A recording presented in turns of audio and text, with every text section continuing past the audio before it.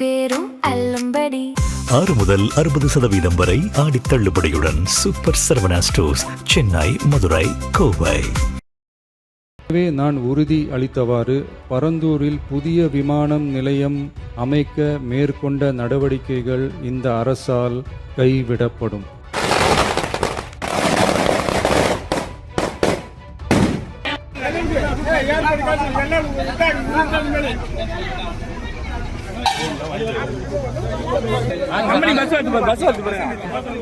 விமான நிலையம் என்பது எவ்வளவு பெரிய முக்கியமான ஒன்று.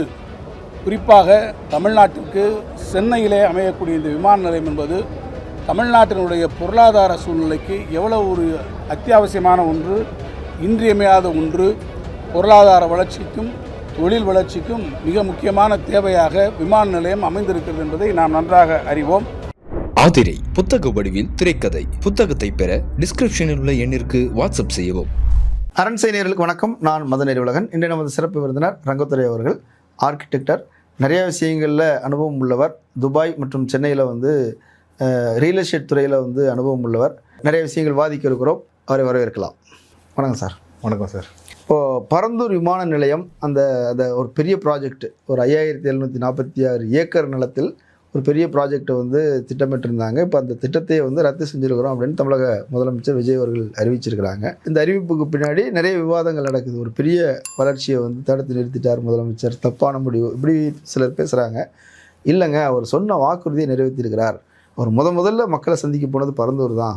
ஸோ மக்களுடைய பேராதரவோடு தான் அவர் அங்கே ஜெயிச்சிருக்கிறார். சென்னை சுற்றி இருக்கிற பகுதியெல்லாம் அவருக்கு ஆதரவாக இருக்கிறாங்க. அதுக்கு ஒரு நம்பிக்கைக்கு துரோகம் செய்யாமல் அவர் அந்த வாக்குறுதியை நிறைவேற்றியிருக்கிறார். இப்படி 2 வகையான விவாதங்கள் போயிட்டுருக்குது.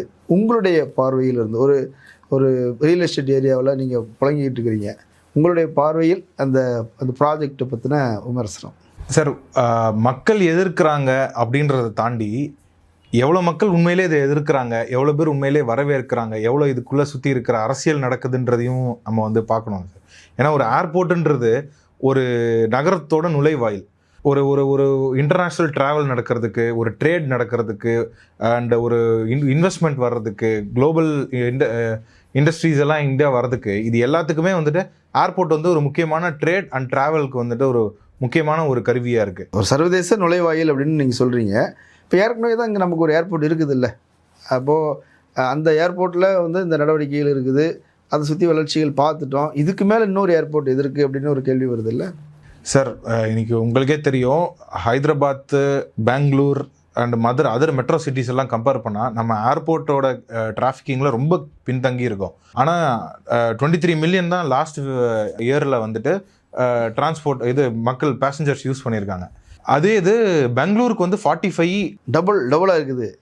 சார், பெங்களூர் அவங்க ஏர்போர்ட் ரொம்ப முன்னாடியிலேருந்தே பிளான் பண்ணி ரொம்ப பெருசாகவே இருக்குது. அப்பார்ட் ஃப்ரம் தட் பெங்களூரில் கனெக்டிங் பேசஞ்சர்ஸ் மட்டும் 15%. உங்களுக்கே தெரியும், ஏர்போர்ட்டில் ஃபஸ்ட்டு ஏர்போர்ட் மூலமாக வர வருமானம், துபாய், சிங்கப்பூர்லாம் நிறைய பேர் ஏர்போர்ட் மூலமாக வருமானம் வர்றதுக்கே, அதாவது அந்த லேண்டிங் ஃபீஸு, அப்புறமா பார்க்கிங் ஃபீஸு அப்படின்னு சொல்லிட்டு ஏர்போர்ட் மூலயமே நிறைய வருமானம் எட்டுறாங்க நிறைய கண்ட்ரீஸில். அதை தாண்டி இப்போ ஒரு ஊருக்கு நிறைய ஃப்ளைட்ஸ் வருதுன்னா, இப்போ சென்னைக்கு வர எல்லாருமே சென்னைக்கு மட்டும்தான் வரணும்னு அவசியம் இல்லை. ஃபாரின்லேருந்து சென்னைக்கு சென்னையிலேருந்து இங்கேருந்து கோயம்புத்தூர் போகிறது, ஸ்ரீலங்கா போகிறது, அந்த கனெக்டிங் ஃப்ளைட்ஸ் மட்டுமே 15% பெங்களூர் ஏர்போர்ட்டுக்கு வருது. ஸோ இது மாதிரி ஏர்போர்ட்டே ஒரு தனியான ஒரு வர்த்தக ஒரு தொழில்னு வச்சுக்கோங்களேன். ஆனால் அதையும் தாண்டி நிறைய பன்னாட்டு நிறுவனங்கள் சென்னையை விட்டு வெளியே போயிருக்குது. இல்லை, அது அப்படி சொல்ல முடியுமா? ஒரு ஆட்சி மாற்றம் நடந்துருச்சுன்றதுனால எல்லா பள்ளியும் அது மேலே அப்படி தூக்கி போடலாமா? அவங்களுக்கு ஒரு சில திட்டங்கள் இருக்கும். இப்போ சென்னை தான், இப்போ என்ஃபீல்டை எடுத்துக்கிட்டோம் அப்படின்னா அவங்க சென்னையை மையமாக வச்சே தான் ரொம்ப காலமாக இருந்துட்டு வராங்க. இன்னொரு யூனிட்டாக ஆந்திராவுக்கு போகலாமே, அங்கே உள்ள முதலமைச்சர் கேட்டிருந்துருக்கலாம், அந்த டிப்ரெண்டில் போயிருந்துருக்கலாம். அதை ஒரு பெரிய இழப்புன்னு நம்ம பேச முடியாது இல்லை சார்? நான் ஆட்சி மாற்றத்துக்கு முன்னாடியே நம்ம நிறைய இழந்திருக்கோம் இந்த ஏர்போர்ட் இல்லாதனால. என்ன ரீசன்னா, இப்போ என்ஃபீல்டு இங்கே இருந்துட்டு இன்னொன்று ஆந்திராவுக்கு போகலாம் அப்படின்னு நினைக்கிறத விட, ஹுண்டாய் இங்கே பிளான்ட் போடணும்னு ஹுண்டாய் இங்கே பிளான்ட் வச்சுருக்காங்க. கியாவோட பிளான்ட் ஆந்திராலையும் ஹுண்டாய்க்கு இங்கேயும் இருக்கிறப்போ நம்மளுக்கு கண்டிப்பாக அவங்களுக்கு அது கஷ்டம்தான். என்னன்னா அவங்க நிறைய பார்ட் ஷேரிங், நிறைய டெக்னாலஜி ஷேரிங் பண்றாங்க. அப்படி இருக்கும்போது பக்கத்துலேயே இருக்கும்போது அவங்களுக்கு நிறைய அட்வான்டேஜ் தானே தவிர கண்டிப்பா அவங்க இங்க இருந்து அங்க வெளியில போறதுக்கு பின்னால என்ன காரணங்கள் முன்னாடி அது எல்லாமே நம்ம எல்லாருக்கும் தெரியும். ஆனா இப்போ என்ஃபீல்டு வந்துட்டு இங்க போறதுக்கு சார், இங்க இருந்து ஆந்திரா போறதுக்கு போர்ட் வந்து பாத்தீங்கன்னா நம்மளுக்கு வந்து பெட்டரா இருக்கு. இங்க இருந்து வர்த்தகமும் சரி, எக்ஸ்பேண்ட் பண்றதுக்கு இங்க மெயினா வந்துட்டு ஒரு ஒரு ஜிசிசின்னு சொல்லுவாங்க, குளோபல் கேப்பபிலிட்டி சென்டர்ஸ்ன்னு சொல்லிட்டு, அதாவது டிசிஎஸ், இன்ஃபோசிஸ் இந்த மாதிரி நிறைய இந்தியன் ஐடி நிறுவனங்கள் வந்துட்டு ஃபாரின்ல இருக்கிற கம்பெனிஸ்க்கு வந்துட்டு outsourcing work, back office work மாதிரி பண்ணி கொடுக்கறது ஒன்று. இன்னொன்று வந்து டைரக்டா ஆஸ்ட்ராஜெனிகா, டைரக்டா கூகுள், டைரக்டா அமேசான் வந்துட்டு அவங்களோட ஆஃபீஸஸை வந்துட்டு நம்ம இந்தியாவில் வந்து ஓப்பன் பண்ணுறது ஒன்று. அதுதான் ஜிசிசின்னு சொல்லுவாங்க. அந்த ஜிசிசி வந்துட்டு ஒன்று ஆரம்பிக்கணும்னா அந்த சிட்டியில் எவ்வளோ பெரிய இன்டர்நேஷ்னல் ஏர்போர்ட் இருக்குது, நம்மளோட சிஇஓஸ் வந்துட்டு எவ்வளோ ஃப்ரீக்வெண்ட்டாக வந்துட்டு போகலாம், நம்மளோட கம்பெனிஸோட முக்கியமான மேனேஜர்ஸு, வைஸ் பிரசிடென்ட்ஸ் இவங்கெல்லாம் வந்துட்டு எப்படி அதர் சிட்டிஸ்க்கு ஈஸுவலாக, other cities as well as குளோபலாக எவ்வளோ ஈஸியாக செட்டில் பண்ணலாம். நியூயார்க்ல இருந்து டோக்கியோ போகணும், டோக்கியோல இருந்து டெல்லி வரணும், அந்த மாதிரி சொல்றீங்க. அதை வந்து அவங்க ரொம்ப பார்ப்பாங்க. ஏன்னா ஒரு ஏர்கிராஃப்ட்ல இங்க இருந்து உட்காந்தோன்னா நேரம் நான் யூஎஸ்ல போய் இறங்குறதுக்கும் டைரக்டா டோக்கியோல போய் இறங்குறதுக்கும் நடுவில் ஒரு ஸ்டாப் இருந்து இன்னொரு ஏர்கிராஃப்ட் மாதிரி அதுக்கு ஒரு வெயிட்டிங் ஹவர்ஸ், இதெல்லாம் நேரம் வேஸ்ட் பண்றது அப்படின்றது கண்டிப்பா இதெல்லாம் பார்ப்பாங்க சார். 4 மணி நேரம் இல்லை, சில கண்ட்ரீஸ்க்கு இன்னுமே 12 மணி நேரம் ஸ்டாப்ஸ்லாம் இருக்கு, உங்களுக்கு தெரியும். அது அவங்களுக்கு ஆக்சுவலாக பெரிய செட்பேக்கு. அதனால அந்த மாதிரியான அந்த ஜிசிசி இதெல்லாம் நம்மளுக்கு வந்துட்டு விட்டு போறது. இன்ஃபேக்ட் நீங்கள் கேட்டிங்கன்னா பெங்களூரில் போர்ட்டு கிடையாது, ஹைதராபாத்லேயும் போர்ட்டு கிடையாது. ஆனால் அவங்க 2 பேரோட ஏர்போர்ட்டுமே, ஈவன் ஹைதராபாத்தோட பேசஞ்சர் டிராஃபிக்குமே பார்த்தீங்கன்னா 30 மில்லியனு. அந்த ஏர்போர்ட் வந்து 100 மில்லியன் பேசஞ்சரை வந்துட்டு மூவ் பண்ணுறதுக்கான, அதாவது ஃபியூச்சர் எக்ஸ்பென்ஷனுக்கான இதை வந்து ஆல்ரெடி வச்சிருக்கிறாங்க, அவங்க பண்ண முடியும் அவங்களால. இப்போ நம்மளுக்கு எடுத்துக்கிட்டிங்கன்னா 1300 ஏக்கர் தான், ஹைதராபாத் 4500 ஏக்கர், பெங்களூர் வந்து 3000 சம் ஏக்கர்ஸு. சிம்பிளாக பார்க்கணுன்னா இதை வந்துட்டு நம்மளை விட பெங்களூர் வந்து 3 மடங்கு, ஹைதராபாத் வந்து 4 மடங்கு, இப்போ வர இருந்த பரந்தூர் வந்து 4.5 மடங்கு. பரந்தூர் பிளானுங்கிறது ரொம்ப பெருசு கண்டிப்பாக. ஏன்னா அடுத்த 30-40 வருஷத்துக்கு நம்ம பார்த்தோம்னா சார், கண்டிப்பாக இப்போ இருக்கிற பேசஞ்சர் கெப்பாசிட்டி வந்து என்ன சொல்கிறாங்கன்னா 23 இருக்குது, 35 வரைக்கும் இப்போ இந்த எக்ஸ்பேன்ஷன் நடந்துச்சு இல்லை மீனம்பாக்கம்ல, 35 வரைக்கும் ஹேண்டில் பண்ண முடியும் இந்த எக்ஸ்பேன்ஷன் நடந்துருச்சுன்னா சொல்கிறாங்க. பட் இன்னொன்று, ஏர்போர்ட் உங்களுக்கே தெரியும் சார், இந்த பரந்தூர் ஏர்போர்ட் வந்துட்டு 2018 ஆரம்பித்து பல்வேறு இடங்களை வந்து தேர்ந்தெடுக்கப்பட்டு இதை வந்துட்டு பரிசீலனை பண்ணி, அதாவது ரிசர்ச்சு, பரிசோதனை, இதெல்லாம் ஆய்வுகள், ஒன்றிய அரசின் ஒப்புதல்கள், கண்டிப்பா இதெல்லாம் பண்ணி நம்ம வந்துட்டு இப்போ பரண்டூர்னு வந்துட்டு ஃபைனலைஸ் பண்ணியிருக்கோம். அண்ட் லேண்டுமே ஆல்மோஸ்ட் அக்வயர் பண்ணிட்டோம், எல்லா லேண்டுமே வாங்கிட்டோம். நம்ம நிறைய பேர்கிட்ட இருந்து லேண்டை பணம் கொடுத்து வாங்கியிருக்கோம், பணம் அவங்களுக்குலாம் செட்டில்டு. அந்த பணம் அவங்களுக்கு நம்ம திரும்ப எப்படி பெற முடியும், அந்த லேண்டை வச்சுட்டு என்ன பண்ண போகிறோம், இதெல்லாமே ஒரு பெரிய கேள்வியாக இருக்குல்ல சார். இல்லை, அவங்க அதை என்ன சொல்கிறாங்க அப்படின்னா, மக்களுடைய விருப்பத்துக்கு மாறாக அங்கே ஒன்று போய் செய்யக்கூடாது, இன்னொன்று அங்கே விவசாயம் அழிஞ்சு போயிடும், இப்போ தண்ணீர் வந்து அதிகமாக பயன்பாட்டுக்கு போயிடுச்சுன்னா விவசாயத்துக்கு தண்ணீர் கிடைக்காது, இப்படி சொல்லி தானே அங்கே போராட்டங்கள் நடந்தது, சுற்றுச்சூழலை பாதிக்கும் அப்படி சொல்லி தானே போராட்டங்கள் நடந்தது சார். நம்ம 4 இடம் எடுத்தோங்க சார். ஒன்று வந்து ஸ்ரீபெரும்புத்தூர், பன்னூர், படாலம் அண்ட் பரந்தூர். இதில் வந்து ஸ்ரீபெரும்புத்தூர்லேயுமே உங்களுக்கே தெரியும், ஸ்ரீபெரும்புத்தூர் நிறைய இண்டஸ்ட்ரீஸ் வந்துருச்சு. இண்டஸ்ட்ரீஸ் வந்துமே ஸ்ரீபெரும்புத்தூர்லேயும் இந்த போராட்டம் இருந்துச்சு, விவசாயிகள் போராட்டம் இருந்துச்சு ஸ்ரீபெரும்புத்தூர்லேயே. அப்படி பார்த்தோம்னா இப்போது பொதுவாகவே இந்தியாவில் வந்துட்டு நம்ம வந்துட்டு ஜனத்தொகை ரொம்ப ஜாஸ்தி, நம்மளுக்கு லேண்டுன்றது ரொம்ப கம்மி. லேண்டு நிலம் இருக்கிறதுன்றது வந்துட்டு காடுகள், நதிகள், அதாவது வாட்டர் பாடிஸ் எல்லாம் போக பயன்பாட்டில் இருக்கிறது தான் நீ எடுத்தாகணும். கண்டிப்பாக எந்த இடத்துக்கு போனாலும் ஒரு கிராமமோ ஒரு விவசாய நிலமோ இதை தான் எடுத்து ஆகணும். இன்னொன்று, தமிழ்நாடு இன்னும் வளர்ச்சி அடைந்த ஒரு மாநிலம். எந்த இடத்துக்கு நம்ம போனாலும் ஒரு 200 கிலோமீட்டருக்குள்ள ஒரு பெரிய சிட்டி ஒன்று, அதை சுற்றி ஒரு எக்கனாமிக் ஆக்டிவிட்டி ஒன்று, அதாவது பொருளாதாரம், வர்த்தகம்னு சொல்லிட்டு எல்லாமே இருக்கு. அப்படி இருக்கிறப்ப எங்க இருந்து போய் அரசு நிலமோ இல்லை வெறும் பயன்பாட்டுக்கு இல்லாத நிலமோ, நம்ம பரண்டூர் வேணான்னு சொல்லியாச்சு சார். அப்போ நம்ம பயன்பாட்டுக்கே இல்லாத ஒரு நிலம் எங்க போய் நம்ம கண்டுபிடிக்க போறோம்? இல்லை, இப்போ முதலமைச்சர் என்ன சொல்றாரு, வேற இடம் நாங்கள் பார்த்து சொல்றோம் அப்படின்னு சொல்லியிருக்கிறாங்க. அதுதானே சார் வந்துட்டு கேள்வியா இருக்கணும். இப்போ இவங்க இதை வேண்டான்னு சொல்லிட்டாங்க, இதை வேண்டான்னு சொல்றதுக்கு முன்னாடி இன்னொரு இடம் பார்த்துருக்கோம், இந்த இடத்துல மக்களை வந்துட்டு டிஸ்லோகேட் பண்றது, அதை குடியமர்வு பண்றது வந்துட்டு பரண்டூரை விட கம்மியா இருக்கு. அண்ட் இந்த இடத்துல லேண்ட் அக்விசிஷன் காஸ்ட் வந்து அதை விட கம்மியா இருக்கு. அது எல்லாத்தையும் தாண்டி சார், லேண்ட் அக்விசிஷன் காஸ்ட் கம்மியாக இருக்கிறத மட்டும் பார்க்கக்கூடாது, இன்ஃப்ராஸ்ட்ரக்சர் காஸ்ட்டு. அதாவது அந்த இடம் வந்துட்டு ஒன்றுமே இல்லாத இடத்துல போயிட்டு நம்ம வந்து ஒன்று போட்டோம்னா ஒரு நேஷனல் ஹைவே கனெக்டிவிட்டி வேணும், மெட்ரோ கனெக்டிவிட்டி வேணும்.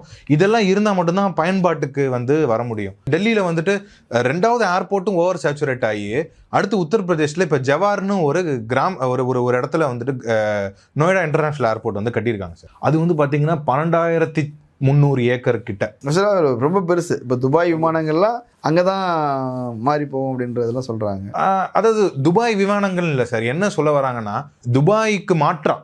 ஏன்னா இங்கிருந்து துபாய்க்கு 4 மணி நேரம் தான், சென்னையிலேருந்து டைரக்ட் ஃப்ளைட் இருக்கு 4 மணி நேரம் தான், டெல்லியிலேருந்து 2.5 மணி நேரம் தான், ரொம்ப பக்கம். இங்கேருந்து அவங்களுக்கு துபாய் ரொம்ப பக்கம். ஸோ அங்கே துபாய்க்கு இறங்கி போகணும்னு அவசியம் இல்லை. ஆனால் என்னன்னா துபாய் வந்து என்ன பண்ணிட்டு இருந்தாங்கன்னா, இந்தியாவில் இருந்து நம்ம வந்துட்டு போய்கிட்டு இருக்கப்ப ஒரு ஏர்கிராஃப்ட் வந்து ரொம்ப லாங்காக போகிறப்ப அப்படியே போயிட முடியாது ஒரே ஸ்ட்ரெச்சா. அப்போ வந்து நடுவில் நிறுத்தணும், ரீஃபியூவலிங் பண்ணணும், மெயின்டெனன்ஸ் இருக்குது, இதெல்லாம் இருக்கிறப்போ இது வந்து மேஜராக வந்துட்டு ஜியாலஜிக்கலாக நம்மளுக்கு ஸ்ட்ராட்டஜிக் லொகேஷன் பார்த்தீங்கன்னா லண்டன் ஹீத்ரோ அண்ட் ஜெர்மனியோட ஃப்ராங்க்ஃபர்ட் ஏர்போர்ட் தான் இருந்துச்சு. இது வந்து ரொம்ப காலமாக இதுதான் இருந்துச்சு. இந்த கேப்பை வந்து பார்க்குறாங்க துபாய். இந்த கேப்பை பார்த்துட்டு நம்மளும் வந்துட்டு குளோபலாக ஒரு சென்ட்ரல் லொக்கேஷனில் உட்காந்துருக்கோம். நம்ம ஏன் வந்துட்டு உலகத்தில் எல்லா கார்னருக்கும் ஃப்ளைட் விட முடியாதுன்றதை பார்த்துட்டு தான் இந்தியாவில் இருந்து யூஎஸ், இந்தியாவில் இருந்து ரொம்ப ஒரு லாங் ஃப்ளைட்ஸ், யூரோப்புக்கு போகிற மாதிரி லாங் ஃப்ளைட்ஸ் எல்லாமே வந்துட்டு அவங்க வந்து துபாயில் ஒரு பெரிய ஏர்போர்ட் கட்டுறது மூலமாக ஏர்போர்ட் கட்டி, அது ஏர்போர்ட் மட்டும் கட்டினா ஏர்கிராஃப்ட் வராதுன்னு அவங்களே ஏர்கிராஃப்ட் ரன் பண்ணி அது மூலமாக அதில் நிறைய வந்துட்டு சம்பாதிக்கவும் செய்கிறாங்க. அப்பார்ட் ஃப்ரம் தட் அங்கே வந்துட்டு இப்போ நிறைய கனெக்டிங் ஃப்ளைட்ஸ் வந்து போகிறனாலேயே அங்கே ஏர் ஃபேர் வந்து ரொம்ப சீப்பாக இருக்குது. ஃப்ளைட்டு டு துபாய் வந்து ரொம்ப சீப்பாக இருக்குது. ஃப்ளைட் டு துபாய் சீப்பாக இருக்குன்னா அந்த ஆப்பர்ச்சுனிட்டி வச்சு டூரிசம் டெவலப் பண்ணுறாங்க. கோல்டு சேல்ஸுங்கிறது துபாயில் வந்து பெரிய வியாபாரம் இல்லை. ஆமாம், இல்லை சார், டூரிசம்க்கு அடுத்து இதுக்கு தான் வராங்க. அதுதான் சொல்ல வந்தேன். ஏன்னா ட்ரேடுக்கு வந்துட்டாங்க. நிறைய குளோபல் கம்பெனிஸோட ஹெட் குவார்ட்டர்ஸை வந்து துபாயில் ஆரம்பிங்க, நாங்கள் வந்துட்டு டேக்ஸ் ஃப்ரீ ஜோனு அப்படிலாம் சொல்லிட்டாங்க. இதை வந்து நம்ம துபாய் லெவலுக்கு போய் பார்க்க வேணாம் சார். சிம்பிளாக இன்னைக்கு வந்து ஹைதராபாத்துக்கு ஒரு ஃப்ளைட் டிக்கெட்டும் பெங்களூருக்கு ஒரு ஃப்ளைட் டிக்கெட்டும் சென்னைக்கு இருக்கிற ஃப்ளைட் டிக்கெட்டும் கம்பேர் பண்ணிங்கன்னா காஸ்ட்லியாக இருக்குது. சிம்பிளாக எடுத்துட்டிங்கன்னா மதுரைக்கு இருக்க ஃப்ளைட் டிக்கெட் எடுத்துட்டிங்கன்னா அது ரொம்ப என்ன ரீசன்னா ஃப்ரீக்வன்சி ஆஃப் ட்ராவலிங் தான். ஸோ அந்த ஏர் ரூட்டை நிறைய பேர் அதிகமாக யூஸ் பண்ணும்போது நம்மளுக்கு வந்துட்டு நிறைய ஏர்கிராஃப்ட் போகுது. அப்போ வந்துட்டு இந்த புக்கிங் அல்காரிதமில் இந்த சீட்ஸ் காலியாக இருக்கும்போது நம்மளுக்கு நல்ல ஏர் ரேட் வந்து கிடைக்குது. Simple sir. அதிக பேசஞ்சரோட, அதாவது பஸ்ஸு ஃபுல்லாக போச்சுன்னா நம்மளுக்கு வந்துட்டு லாபம் அதிகம். அது அந்த ஒரு கான்செப்ட் தான். அந்த கான்செப்டில் பார்த்தீங்கன்னா ஹைதராபாத் வந்துட்டு மோஸ்ட் பெனிஃபிட்டட். நிறைய கனெக்டிங் ஃப்ளைட்ஸை வந்து ஹைதராபாத் வந்து எடுத்துகிட்டு போகிறாங்க. ஸோ ஹைதராபாத்துக்கே வராத நிறைய ஃப்ளைட்ஸ் ஹைதராபாத்தில் இறங்கி ஏறுறனால ஹைதராபாத்துக்கு வந்து போகக்கூடிய செலவு கம்மியாகுது, அதாவது ஏர் டிக்கெட் கம்மியாகுது. ஸோ இதெல்லாமே நம்மளுக்கு வந்துட்டு நம்ம இதெல்லாம் we are missing out this. ஒரு பெருசாக நம்ம மிஸ் பண்ண போகிறோம். இப்போவே மிஸ் பண்ணிட்டு இருக்கோம். இதுவும் ஃபியூச்சர்லனா, ஏன்னா எனக்கு என்னன்னா இப்போ 2018 2021 வரைக்கும் நம்ம வந்து லேண்டை தேடி அப்ரூவல்ஸ் அது இதுன்னு அலைஞ்சு எல்லாம். இன்னொன்று லேண்டை வாங்குறதே ஒரு பெரிய வேலை இல்லை. கண்டிப்பாக போராட்டம் நடத்துவாங்க, பிரச்சனைகள் வரும், சுற்றுச்சூழல் அது இதுன்னு நிறைய தாண்டி இப்போ இடத்தையும் வாங்கியாச்சு, வாங்கின பிறகு நிறுத்தி வைக்கிறோம். ஓகே, இது எப்படி பார்க்கறதுன்னு எனக்கு ஆக்சுவலாக தெரியல. எனக்கு என்னன்னா இதை வந்துட்டு வளர்ச்சி எல்லாருக்கும் வேணும். அதே நேரத்தில் வந்துட்டு நம்ம விவசாயிகள் கிட்ட இருந்து அப்படியே நிலத்தை எடுத்துகிட்டு வர முடியாது. இந்த ப்ராஜெக்ட் அப்படியே நிறுத்துங்க அப்படின்னு சொல்கிறதுக்கு பதிலாக இன்னும் நிறைய ஆப்பர்ச்சுனிட்டிஸ் இருக்குது சார். நிறைய ஆப்பர்ச்சுனிட்டிஸ் இருக்குது. அதை பற்றி சொல்லணும்னா சொல்லிக்கிட்டே போகலாம். நம்ம இதுலேயே வந்து டிடிஆர்னு ஒன்று இருக்குது, டிரான்ஸ்ஃபரபிள் டெவலப்மெண்ட் ரைட்ஸ்ன்னு சொல்லிட்டு. அதாவது ஒரு இடத்துல தவிர்க்க முடியாமல் நம்ம அந்த இடத்துல வந்துட்டு அந்த எடுத்து ஆகணும் அப்படின்னு இப்போ என்ன சொல்கிறதுனா, இப்போது மதுரைக்கு கிட்ட கீழடி கண்டுபிடிச்சாங்க சார். அது மாதிரி ஏஎஸ்ஐ சைட்ஸ் நிறைய ஹிஸ்டாரிக்கல் சைட்ஸை வந்துட்டு கவர்மெண்ட் வந்து எடுத்துட்டாங்க. ரொம்ப சிட்டிக்குள்ளே இந்த பல்லாவரத்துலலாம் கூட நிறுத்தி வச்சுருக்காங்க. ஸோ அந்த மாதிரி நம்மளோட அந்த ரிசர்ச் ஒர்க்குக்காக அந்த ஒரு ஹிஸ்டாரிக்கல் ஈவெண்ட் நடந்த இடம் அப்படின்னு அங்கே ஏஎஸ்ஐலாம் லேண்ட் எடுக்கிறாங்கன்னா என்ன பண்ணுறாங்கன்னா அங்கே வந்து டிரான்ஸ்ஃபரபிள் டெவலப்மெண்ட் ரைட்ஸ்னு ஒரு ப்ரொவிஷன் இருக்குது. அதாவது இந்த நிலத்தை நீ கவர்மெண்ட்டு கிட்ட கொடுக்குற மாறா இந்த இதை எடுத்துக்கோ, அதாவது இதுக்கு நிகரான அமௌண்ட்டை நீங்கள் எடுத்துக்கோங்க. அப்படி இல்லையா அந்த டிடிஆர் சர்டிஃபிகேட் மாதிரி கொடுப்பாங்க. இந்த சர்டிஃபிகேட்டை கொண்டு போய் நான் வந்துட்டு ஒரு நிறுவனம் வந்துட்டு ஒரு டெவலப்மெண்ட், ஒரு ரியல் எஸ்டேட் நிறுவனம் வந்துட்டு சென்னையில், மும்பையில், எந்த ஊரில் வேணாலும் ஒரு கன்ஸ்ட்ரக்ஷன் பண்ணிட்டு இருக்காங்க. அதில் இந்த ப்ரீமியம் எஃப்எஸ்ஐன்றதை வந்து கவர்மெண்ட்டுக்கு பணம் கொடுத்து வாங்குவாங்க அவங்க. அந்த சர்டிஃபிகேட்டை வந்து நம்ம வந்துட்டு விற்கலாம், அந்த நிறுவனங்களுக்கு விற்கலாம். அவங்க அந்த சர்டிஃபிகேட்டை நம்ம கிட்ட பணம் பெற்று வாங்கிட்டு அவங்க அதுக்கு எக்ஸ்ட்ரா ஃப்ளோர் ரைஸ் பண்ணலாம். இந்த மாதிரியான ப்ரொவிஷன்ஸ்லாம் நம்ம இந்தியன் கவர்மெண்ட்லேயே இருக்கு. ஒன்று அந்த மாதிரி கொடுக்கலாம். அப்படி இல்லைன்னா இந்த 5700 ஏக்கரை நான் எப்படி பார்க்குறேன்னா, இது வெறும் ஏர்போர்ட்டாக மட்டும் இருக்காது. இது கண்டிப்பாக இது வந்து ஒரு ஏரோ சிட்டியாக பிளான் பண்ணியிருந்தாங்க. கண்டிப்பாக சார், ஏர்போர்ட்டை சுற்றி ஹோட்டல்ஸு, அப்புறம் வந்துட்டு வேர் ஹவுசஸ்ஸு, ரிசார்ட்ஸு, கண்டிப்பாக. ஏன்னா ஏர்போர்ட்டை சுற்றி ஆஃபீஸஸ், ஹோட்டல்ஸு, வேர் ஹவுசஸ். ஏன்னா இன்னைக்கு இதே கவர்மெண்ட்டு தான், இதே முதலமைச்சர் தான் நம்ம கிட்ட என்ன சொல்கிறாருன்னா, எலக்ட்ரானிக்ஸ் மேனுஃபேக்சரிங்கில் நம்ம ரொம்ப ஸ்ட்ராங்காக இருக்கணும் அப்படின்னு சொல்லிட்டு. அப்படி பார்த்தோன்னா செமிகண்டக்டர், அப்புறம் இந்த ஐசிலாம் இருக்குல்ல, இதோட காஸ்ட்டுக்கும் இதோட வெயிட்டுக்கும் பார்த்தீங்கன்னா சம்மந்தமே இல்லை, ரொம்ப வெயிட் கம்மி. ஸோ இது எல்லாத்தையுமே வந்துட்டு நம்ம வந்துட்டு ஃப்ளைட்டில் தான் இது பண்ணுறோம். இதில் கொண்டு எல்லாத்தையுமே ஷிப்பில் கொண்டு போகணும்னு அவசியம் இல்லை, நிறைய ஃப்ளைட்டில் கொண்டு போகிறோம். ஏன்னா இப்போ உங்களுக்கே தெரியும், ஷிப் ஷார்ட்டேஜ்னால எவ்வளோ கார் டெலிவரிக்கு கஷ்டப்பட்டுட்டு இருக்காங்க. ஸோ வேர்ல்டு ஃபுல்லாகவே இந்த நிறைய எலக்ட்ரானிக்ஸ்ல இருந்து வெஹிக்கிள், கார் வரைக்குமே, காரு, பைக்கு எல்லா மேனுஃபேக்சரிங்க்குமே ஷிப் ஷார்ட்டேஜுக்காக ஒரு இது வரப்போ, சோக் ஆகுறப்ப ஏர் டிராஃபிக் தான், ஏர் கார்கோ தான். ஸோ கார்கோல இருந்து, பேசஞ்சர்ல இருந்து, நாடோட வளர்ச்சியில இருந்து எல்லாமே அந்த ஏரோ சிட்டி வர்றப்போ அந்த சுற்றி இருக்க ஊர் டெவலப் ஆகிறதா இருக்கட்டும், எல்லாமே வந்துட்டு தடுக்குது. எப்படி மக்களே வளர்ச்சிக்கு வந்து தடையாக இருப்பாங்களா? அது எனக்கு ஒரு கேள்வியாகவே இருக்குது. நான் இப்போ நெய்வேலி அந்த ப்ராஜெக்ட் வரும்போது மக்கள் அதை ஏற்றுக்கலை, அதனால் என்ன பிரயோஜனம்னு கூட அவங்களுக்கு தெரியல. அன்றைக்கி மின்சாரங்கிறத பற்றின விழிப்புணர்வு கூட இல்லை. ஆனால் அன்றைக்கி அரசாங்கங்கள் அதுக்கான முயற்சிகள் எடுத்து இன்றைக்கி நெய்வேலி 3-4 மாநிலங்களுக்கு வந்து மின்சாரத்தை சப்ளை பண்ணிகிட்டு இருக்குது. நம்ம வெளிச்சத்தில் உட்காந்துருக்கிறதுக்கு அது ஒரு காரணம். ஸோ மக்கள் விழிப்பு இல்லாமல் தான் இருப்பாங்க. இப்படி பிரச்சனை என்னென்னா, அன்னைக்கு குறுக்க யாரும் நிற்கலை. அதனால் ஒரு அரசாங்கம் அந்த வேலையை வந்து சுமூகமாக செஞ்சு முடித்து கன்வின்ஸ் பண்ணி அவங்களுக்கு ஒரு இழப்பீடு தொகையை வழங்கி, குடும்பத்தில் ஒருத்தருக்கு அரசு வேலைங்கிற மாதிரி போட்டு ஏதோ ஒன்று அதை செஞ்சு முடிச்சிட்டாங்க. ஆனால் இன்றைக்கி அப்படி இல்லை. இன்றைக்கி எதிர்கட்சி அரசியலுங்கிறதே வந்து வளர்ச்சிகளுக்கு எதிராக வந்து போய் நிற்கிறதுங்கிற மாதிரி ஆயிடுச்சு. பரந்தூராக இருந்தாலும் சரி, நிறைய ப்ராஜெக்ட் இது மாதிரி இதுக்காக எதிர்க்கிறாங்க. ஸோ இதுக்கு இடையில தான் இந்த வேலையை செய்ய வேண்டியிருக்குதுங்கிற ஒரு நெருக்கடி இருக்குது. என்னுடைய கேள்வி என்ன அப்படின்னா, நீங்கள் வந்து ஒரு ஏர் சிட்டியாக அதை பிளான் பண்ணியிருந்திருப்பாங்க. அதை சுற்றி நிறைய தொழில் வர்த்தக நடவடிக்கைகள், உற்பத்தி மற்றும் ஏற்றுமதி, இறக்குமதி, இதெல்லாம் ஒரு பக்கம். அந்த மக்களுக்கு அதனால் என்ன பிரயோஜனம்? ஏதோ ஒரு கார்ப்பரேட் நிறுவனம் வருவான். இப்போ ஹோட்டலை நானாக கட்ட போகிறேன், ஒரு 5 ஸ்டார் ஹோட்டலை நான் கட்ட போகிறதில்ல, நீங்கள் கட்ட போகிறதில்ல, அது ஒரு கார்ப்பரேட் நிறுவனம் தான் கட்ட போகிறான். ஒரு ஐடிசியோ அல்லது வந்து வேற ஒரு நிறுவனமோ, அவங்க ஐடிசி வந்து சோலான்னு ஒன்று கட்டுவாங்க. இப்படித்தான் இருக்க போகுது, எங்களுக்கு என்ன பிரயோஜனம்னு மக்கள் நினைப்பாங்கல்ல. மக்களுக்கு என்ன பிரயோஜனம் சார்? மக்களுக்கு என்ன பிரயோஜனம்ன்றதை வந்துட்டு கண்டிப்பாக நம்ம வந்து யோசிக்கணும். இப்போ இப்படி யோசிச்சிருக்கலாம். 30 கிராமங்கள் லேண்டை கொடுக்குறாங்க அப்படின்னா, அவங்க லேண்டை கொடுத்தாச்சு. அவங்க அதுக்கு பிறகு அந்த ஊர்லேருந்து வேற ஒரு பக்கம் போயிட போகிறாங்க. அவங்களுக்கு 10 லட்ச ரூபா இடத்த 30 லட்ச ரூபாய் 40 லட்ச ரூபாய் கொடுத்து விற்றுட்டாங்க. அவங்க வாங்கியாச்சு. அவங்க வேற ஒரு இடத்த வாங்கி என்னவோ அவங்க அந்த இடத்துல இடம் பெயர்ந்துட போகிறாங்க. அதுக்கு பிறகு வேற என்ன அதில் பயன் இருக்குது, பலன் இருக்குது? சரி, இதை வந்துட்டு நம்ம அரசாங்கம் தான் வந்துட்டு இதை வந்துட்டு முன்னெடுக்கணும். இதை வந்துட்டு மக்கள்கிட்ட வந்து லேண்டை எடுத்துட்டு நீங்கள் இடம் பெயர்ந்துக்கோங்க அப்படின்னு சிம்பிளாக சொல்லாமல், அவங்களுக்கு அதில் அதாவது அந்த growth வந்து இன்க்ளூசிவ் ஆஃப் த பீப்புள், மக்கள் சார்ந்தது தான் க்ரோத்தாக இருக்கணும். அந்த க்ரோத்தோட பெனிஃபிட்டை, ஒரு வளர்ச்சியோட பெனிஃபிட்டை மக்களுமே அனுபவிக்க போகிறாங்கன்னா மக்கள் வேண்டான்னு சொல்லுவாங்களா? இல்லை, அது எப்படி அப்படின்றது கேட்குறேன். இப்போ இங்கே ஒரு விமான நிலையம் வர்றதுனால அந்த சுற்றி இருக்கிற கிராமங்களுக்கு என்ன லாபம்? சரி, இப்போது உங்களுக்கே தெரியும், பரந்தூரில் வந்து 20 லட்ச ரூபா ஏக்கர் இருந்ததா அறிவிப்புக்கு முன்னாடி? அறிவிச்ச உடனே 2 கோடி ரூபா சொன்னாங்க ஏக்கர். ரேட் ஏறிடுச்சு 2 கோடி ரூபாய். இன்னைக்கெல்லாம் எவ்வளோ சொல்லிட்டு இருந்தாங்க, இப்போ வேற மாதிரியான ஒரு சூழ்நிலைகள் நிலவுவாங்க. இன்னையிலிருந்து நிலைமை மாறலாம், அது மாறும். ஸோ ஏற்கனவே நிறைய பேர் வந்துட்டு அதில் இன்வெஸ்ட் பண்ணிட்டாங்க. அதுக்கு வந்துட்டு அதை வந்து லே அவுட்டு போட்டாங்க. நிறைய ஃபாரின் என்ஆர்ஐஸ்லாம் அங்கே வாங்கி போட்டாங்க. நிறைய பேர் பணம் அங்கே ஆல்ரெடி உள்ளே போட்டிருக்காங்க. ஈவன் அந்த ஏரோ சிட்டி வருதுன்னு சொல்லிட்டு சங்கீதா, ஆனந்த பவன், இந்த மாதிரி பெரிய பெரிய நிறுவனங்கள்லாம் கூட வந்து அங்கே வந்து லேண்ட் வாங்கி போட்டிருக்காங்க. ஸோ இதனால எனக்கு என்ன ஆகும்னா, மக்கள் கிட்ட வந்துட்டு பணத்தை வாங்கிட்டு, அதாவது எந்தெந்த நிலங்கள் சார் சுற்றி இருக்கிறவங்க எல்லாருமே கண்டிப்பாக பெனிஃபிட் ஆக போகிறாங்க. அதை நீங்கள் ஏற்கிறீங்கன்னு நினைக்கிறேன். ஆமாம், இப்போ சாலை வசதிகள் வரப்போகுது, இன்னும் கட்டமைப்புகள், பாலங்கள்ல இருந்து சகல விஷயமான மக்கள் இணைக்கிறதுக்கான போக்குவரத்துகள் வந்து அதிகரிக்க போகுது, கடைகள் நிறைய வரப்போகுது, வேலை வாய்ப்புகள் வரப்போகுது. அதை சொல்லுவாங்கள்ல, நெல்லுக்கு இறைத்த நீர் வாய்க்கால் வழியோடி புல்லுக்கும் வாங்கி பசியுமாங்கிற மாதிரி பெரிய நிறுவனங்களுக்கு இடையில சிறு சிறு கடைகளுக்கும் தொழில் வாய்ப்புகள் வர்த்தக வாய்ப்புகள் இருக்க தான் செய்ய போகுது. நம்ம கண்ணு முன்னாடி பார்க்குறோம்ல, இப்போ மீனம்பாக்கம் விமான நிலையம் இருக்குது அப்படின்னா அதை சுற்றி இவ்வளோ பெரிய வளர்ச்சியை நம்ம 50 வருஷத்தில் பார்த்துருக்குறோமே. இப்போ கிண்டிங்கிறது ஒரு பேரூராட்சி தானே, முன்னாடி ஒரு கிராமம் தானே அது கிண்டிங்கிறது. இப்போ தானே அது விமான நிலையம் வந்ததுக்கு பிறகு தானே அதெல்லாம் நகரமாக மாறி தாம்பரம் வரைக்குமான ஒரு பெரிய விரிவடைஞ்சிருக்குது. நீங்கள் சொல்கிற மாதிரி சுற்றி இருக்கவங்க கண்டிப்பாக நம்ம பெனிஃபிட் ஆக போகிறாங்க. ஆனால் அந்த நிலத்தை கொடுத்துட்டு வெளியேறாங்கல்ல, அவங்களுக்கு தான் வந்துட்டு நிலத்தை கொடுத்துட்டு இடம் மாறி போகிறது, இது மாதிரி பல விஷயங்கள் இருக்குது.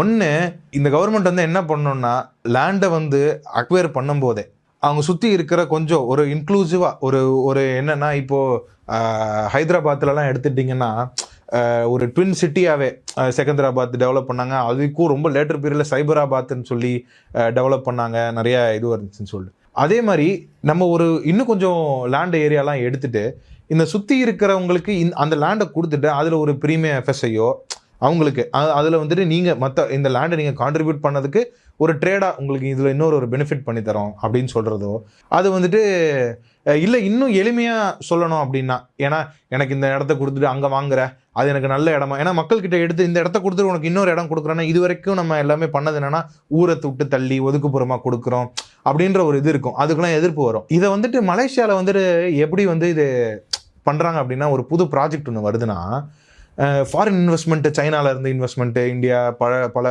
யூஎஸ்லேருந்து பல இன்வெஸ்ட்மெண்ட் வரும். அப்போ என்ன பண்ணுவாங்கன்னா, அந்த இடத்தோட ஓனர் இருக்கார்ல, அந்த லேண்ட் ஓனரை வந்து அவங்க வந்துட்டு ஒரு ஸ்டேக் ஹோல்டரை பார்ட்னர் ஆக்கிடுவாங்க. யூஸ்வலாக நம்ம ஊர்லேயும் இருக்குது பப்ளிக் ப்ரைவேட் பார்ட்னர்ஷிப்னு சொல்லுவாங்க. ஆனால் என்னென்னா அந்த பப்ளிக் வந்துட்டு கவர்மெண்ட்டாக தான் இருக்கும். நம்ம ஊரில் அந்த லேண்ட் ஓனர் வந்து கவர்மெண்ட்டாக தான் இருக்கும். அதுக்கு நம்ம ப்ரைவேட்டு அட்லீஸ்ட் ஏர்போர்ட் வர இடங்களை வந்துட்டு கவர்மெண்ட் எடுத்துக்கிட்டு சுற்றி இருக்க இடத்த வந்துட்டு மக்களுக்கு கொடுத்துட்டு, இதுக்கு மாற்றா அங்கேயும் கொடுத்துட்டு, அந்த இடத்துல வந்துட்டு இந்த சுற்றி வர அந்த ஏரோ சிட்டியோட டெவலப்மெண்ட் இருக்குல்ல சார், இந்த ஹோட்டலாக இருக்கட்டும், வேர் ஹவுஸாக இருக்கட்டும், ஏன்னா கார்கோக்கான வேர் ஹவுஸ் வரப்போகுது, எல்லாமே வரப்போகுது. இது எல்லாத்தையுமே வந்துட்டு மக்களே வந்துட்டு ஒரு ஓனர்ஷிப்பாக கொண்டு வந்துட்டு அவங்கள வந்துட்டு கொண்டு வரப்போ அது வந்துட்டு என்ன சொல்லுவாங்கன்னா, மலேசியாவில் பூமி புத்ரா அப்படின்னு சொல்லுவாங்க, அந்த இடத்தோட மண்ணின் மைந்தன் நம்ம சொல்ற மாதிரி. ஸோ அந்த மாதிரி அவங்களையும் ஒரு இதாக கொண்டு வந்தோன்னா கண்டிப்பாக மக்கள் வந்துட்டு பண்ணுவாங்க. இன்னொன்று என்னன்னா, இந்த நம்ம அந்த 12,000 ஏக்கர் ஏர்போர்ட் பற்றி பேசணும்ல சார், டெல்லியில் அந்த ஏர்போர்ட் வந்துட்டு 90% அக்ரிகல்ச்சர் லேண்டை தான் எடுத்திருக்காங்க. ஏன்னா அங்கே மட்டும்தான் ஃபீஸிபிள். டெல்லியை தாண்டி, டெல்லி வந்து NCR நேஷனல் கேபிட்டல் ரீஜன், பெருசாக அவ்வளோதான் லேண்டு அவைலபிலிட்டி. அதனால அது ஒரு பக்கம் வந்துட்டு நொய்டா டெவலப் ஆச்சு, கிரேட்டர் நொய்டா டெவலப் ஆச்சு. அதை தாண்டி இந்த பக்கம் ஹரியானாவில் பார்த்தீங்கன்னா குருகாவ்ன்ற ஒரு குருகிரம்னு இப்போ சொல்கிறாங்க, அந்த குருகிரம் டெவலப் ஆகி அதுவுமே பயங்கரமாக விரிவடைஞ்சிருச்சு. ஹுண்டாய் ஃபோர்டுன்னு நிறைய வந்துருச்சு சார். ஆக்சுவலாக அந்த குளோபல் GCC பற்றி சொல்லிட்டு இருந்தேன்ல, குளோபல் கேப்பபிலிட்டி சென்டர்ஸ், அது வந்துட்டு சென்னையை விட அதிகமாக, அதாவது பல ரிப்போர்ட் இருக்குது. சில ரிப்போர்ட் படி சென்னையை விட அதிகமாக வந்துட்டு டெல்லி, NCR, குருகிரம் இந்த ரீஜனில் இருக்கிற மாதிரி இதுவும் சொல்லப்படுது. ஸோ அதுக்காக அவங்களுமே வந்துட்டு இன்னொரு முக்கியமான ரீசன் வந்துட்டு ஏர்போர்ட் வந்து ரொம்ப தேவை. டெல்லியோட நம்பர் 1 ஏர்போர்ட் வந்துட்டு ஓவர் க்ரௌட் ஆகி நம்பர் 2 கட்டி நம்பர் 2 க்ரௌட் ஆகி இன்னைக்கு நம்பர் 3 தேவைப்படுது. இன்னொன்று, டெல்லியோட ஏர்போர்ட் வந்துச்சுன்னா துபாய்க்கு அது வந்துட்டு ஒரு ஆல்டர்னேட்டாக மாறும். ஆமாம், ஆல்டர்னேட்டாக மாறும். அதனால தான் அவங்க Asia's biggest airport, world's 3rd biggest airport, 7 runway அந்த மாதிரி பிளான் பண்ணுறாங்க. ஸோ அது ஃபுல்லாகவே கிராமத்தை தான், ஃபுல்லாகவே கிராம பகுதி தான். 76 கிலோமீட்டர் கிட்ட அது வந்து டெல்லியில இருந்து. அதை வந்துட்டு கூப்பிட்றப்போ ஒரு ஸ்விஸ் நிறுவனம் தான். யூஸ்வலாக நம்ம சென்னை மட்டும்தான் sir airport authority of India AAI வந்துட்டு ஆப்ரேட் பண்ணுறாங்க. மற்றபடி இவங்க வந்து GMRன்னு நினைக்கிறேன், ஹைதராபாத்து, பெங்களூராக இருக்கட்டும், எல்லாமே வந்து ப்ரைவேட் ஓனர்ஷிப் அண்ட் அதாவது பில்ட் ஆப்ரேட் டிரான்ஸ்ஃபர்ன்ற மாதிரி அவங்க தான் பணம் போட்டு கட்டுறாங்க. அவங்க வந்து லோன் எடுத்து கட்டுறாங்க, ஆப்ரேட் பண்ணுறாங்க. ஒரு சர்டன் பீரியட்க்கு அப்புறம் மணியை ரெக்கவர் பண்ணக்கப்புறம் கவர்மெண்ட்டுக்கு வந்து ட்ரான்ஸ்ஃபர் பண்ணிடுறாங்க. ஸோ அந்த மாதிரி இந்த ஏர்போர்ட்டை வந்துட்டு இந்த BOT இதில் கூப்பிட்றப்போ ஒரு ஸ்விஸ் நிறுவனத்தை தான் கேட்குறாங்க. அந்த நிறுவனம் வந்து என்ன சொல்லுதுன்னா, நான் இங்கே ஏர்போர்ட் பண்ணுறதுக்கு ஒரு ஃபீசிபிலிட்டி ஸ்டடிலாம் பண்ணி இந்த இடத்துல நான் ஏர்போர்ட் கட்டணும்னா நீ வந்து நொய்டா வரைக்கும், கிரேட்டர் நொய்டா வரைக்கும் டெல்லி மெட்ரோ கொண்டு போயிட்டேன், அங்கேருந்து இந்த ஏர்போர்ட் வரைக்கும் கனெக்ட் பண்ணு. Then eastern peripheral ring road, western peripheral ring road, அப்புறம் வந்துட்டு டெல்லி யமுனா எக்ஸ்பிரஸ் வே ஹை, அப்புறம் டெல்லி மும்பை எக்ஸ்பிரஸ்வே, இந்த எல்லா ஹைவேவையும் நீ வந்து என்னோட இதோட கனெக்ட் பண்ணணும், ஏர்போர்ட்டோட கனெக்ட் பண்ணணும், இந்த மெயின் ஹைவேஸ் எல்லாம் எப்படின்னு சொல்லி இவ்வளோ இன்ஃப்ராஸ்ட்ரக்சர் டெவலப் ஆகிறப்ப ஃப்ரம் ஒன்றுமே இல்லாத வெறும் ஒரு நார்மலான ஒரு விவசாய ஊர் எவ்வளோ பெருசாக டெவலப் ஆக போகுதுன்றத வந்து அங்கே இருக்கிற ஒரு கமிட்டி ஒன்று ஃபார்ம் பண்ணி கவர்மெண்ட் வந்துட்டு ஒரு நிறையா கலெக்டரு, அப்புறம் வந்துட்டு டிஆர்ஓ, இந்த லெவலில் இருக்கிற ஆஃபீஸர் எல்லாரையும் போய் அந்த கிராமத்தில் இருக்க மக்களுக்கெல்லாம் உங்களுக்கு என்ன பெனிஃபிட்டு அதை எஜுகேட் பண்ணுறாங்க. ஈவினிங் வந்து கிராமத்தில் வந்துட்டு ஒரு போர்டு இதெல்லாம் வச்சு அவங்களுக்கு வந்து எஜுகேட் பண்ணுறாங்க. நீங்கள் வந்து இந்த நிலம் இருக்கிறனால உங்களுக்கு என்னென்ன இது வருது, அது இல்லாமல் சோஷியல் வெல்ஃபேர் என்னென்ன பண்ணுறோம் நாங்கள் வந்து ஸ்கூல்ஸு, காலேஜஸ்ஸு. இல்லை, இப்போ எனக்கு நீங்கள் சொல்ல வருது புரியுது. ஒரு கவர்மெண்ட் இதை செய்யணும்னு போகும்போது இதெல்லாம் செய்யுது, இது செய்ய வேண்டாம்ல முடிவு எடுத்துட்டாங்க. செஞ்சுருக்கணுன்றேன், அதெல்லாம் சார் நம்ம செஞ்சுருக்கணும். ஆமாம், போன கவர்மெண்ட் அதை கோட்டை விட்டுட்டு அப்படின்னு சொல்கிறீங்க, இப்படிதானா சார்? போன கவர்மெண்ட் கோட்டை விட்டா என்ன சார், இந்த கவர்மெண்ட்டுக்கு வாய்ப்பு இருக்குல்ல. ஏன் சார் அதை அப்படியே வந்துட்டு ஷெல் பண்ணணும் அந்த ஒரு ப்ராஜெக்டை?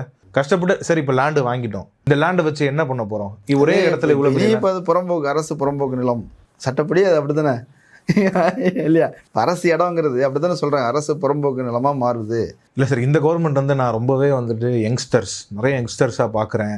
இன்னொன்று ஒரு அரசியல் பின்புலம் இல்லாமல் நம்ம இன்னைக்கு நிறைய மக்கள் போய் இவங்களுக்கு ஓட்டு போட்டிருக்காங்கனாலே அவங்க வந்துட்டு ஒரு மாற்றத்தை எதிர்பார்த்து தானே போட்டிருக்காங்க.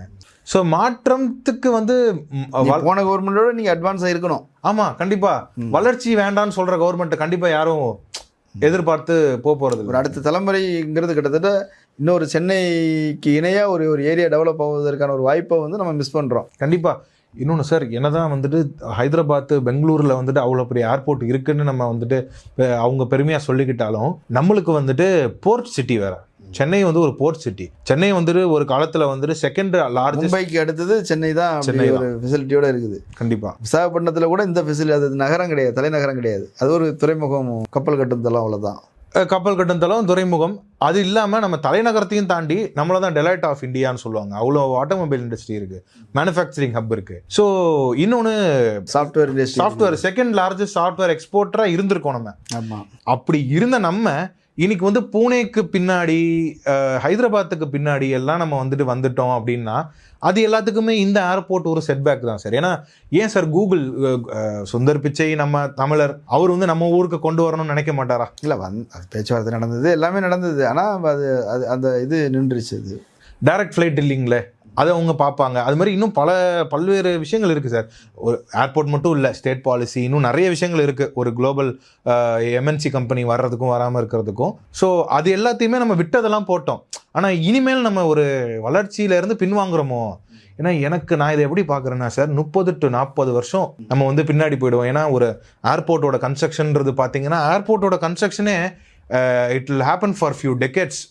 10 வருஷம் அது ஒரு அந்த மாதிரி நடக்கிற ஒரு விஷயம். ஆமாம், ஒரு 10 வருஷம் அதுக்கான வேலைகள் நடந்து, இல்லை 10-15 வருஷம் நடக்கிற விஷயம். இப்போ அந்த ஜவார் ஏர்போர்ட்டை என்ன சொல்லியிருக்காங்கன்னா, ஃபேஸ் 1 3000 ஏக்கர்லாம் லான்ச் பண்ணியிருக்காங்க. ஸோ ஏர் டிராஃபிக்கிங் டெவலப் ஆக தான் அது வந்து அந்த 12,000, அதாவது பிளான் வந்து இருக்குது, 12,000 ஏக்கருக்கு இருக்குது, லேண்ட் அக்விசிஷன் பண்ணிகிட்டே இருக்காங்க. இது மட்டும் இது இருக்குது. அங்கேயுமே இந்த பிரச்சனைகள் எல்லாமே இருக்குது. அங்கேயுமே வந்துட்டு நிலம் கொடுக்க மாட்டேன்னு போராடுறவங்க இருக்கிறாங்க. அங்கேயுமே வந்து நிலம் இல்லை, அதுக்காக தானே சட்டமே கொண்டு வந்தாங்க, 3 மடங்கு அதிகமாக கொடுங்க. லேண்ட் வேல்யூஷன் மட்டும் கொடுத்தா பத்தாது, மார்க்கெட் ரேட்டை விட அது கம்மியாக தான் இருக்க போகுது எப்படினாலும் சரி. ஸோ அதனால் லேண்ட் வேல்யூஷன் அப்படின்றது இன்றைக்கி மார்க்கெட் ரேட்டுக்கு என்னவோ அதுக்கேற்ப 3 மடங்கு கொடுங்க, அப்படி தான் கொண்டு வந்திருக்கிறாங்க. ஓகே, நிறைய விஷயங்கள் சொல்லியிருக்கிறீங்க. அதை இந்த விஜய் அரசு, டிவிகே அரசு, இளைஞர்களின் அரசு புரிந்து கொள்ள வேண்டும் என்பது தான் நம்முடைய கோரிக்கை. உங்களுடைய உரை முழுக்க அப்படித்தான் இருந்தது. மக்கள் அதை புரிஞ்சுக்கிட்டோம், பரந்தூர் மக்களும் புரிஞ்சுக்கிட்டும், அந்த அரசும் புரிஞ்சுக்கிட்டும். கலந்து கொண்டு கருத்துக்களை பகிர்ந்தமைக்கு நன்றி. Thank you sir. நேரிலே மற்றொரு விருந்தினருடன் சந்திக்கலாம். நன்றி.